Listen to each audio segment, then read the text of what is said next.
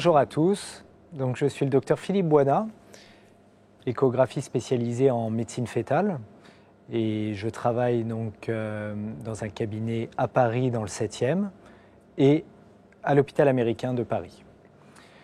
Donc aujourd'hui nous allons voir comment analyser en échographie la phase fœtale.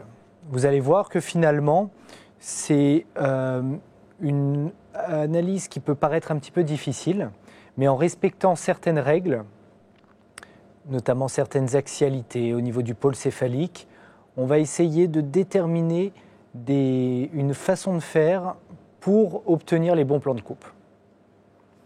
Donc, on va pouvoir commencer. Donc, tout d'abord, la première chose à faire dans cette situation, c'est de partir sur la coupe que tout le monde sait faire, à savoir le diamètre bipariétal. Là, vous voyez que je suis sur le pôle céphalique et on va pouvoir se mettre sur ce plan de coupe. Et à partir de là, l'objectif va être de basculer la sonde sur le côté pour pouvoir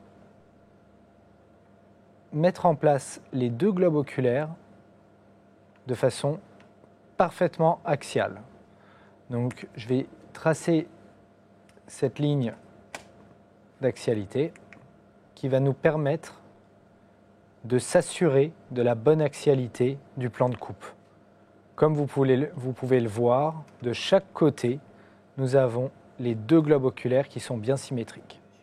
C'est la seule chose à tenter d'obtenir avant de visualiser la phase fœtale. Donc je reprends. On part sur la coupe initiale du diamètre bipariétal.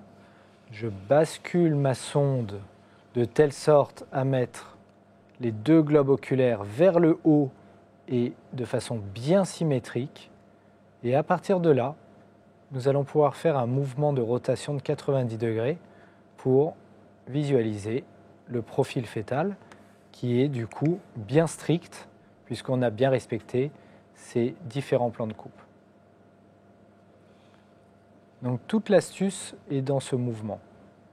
Une fois qu'on a ce plan de coupe, on fait cette rotation de 90 degrés sans changer d'axe et ça nous permet de bien voir la phase fœtale. Et vous allez voir que finalement on va pouvoir décliner cette analyse pour regarder beaucoup de choses. Par exemple, le palais. Il suffit de basculer la sonde de cette façon et on va pouvoir mettre en évidence le palais postérieur qui est ici. En revenant vers les globes oculaires, on va pouvoir voir la bouche avec cette fameuse coupe nez-bouche que l'on doit réaliser systématiquement dans le cahier des charges de l'échographie du 2e trimestre.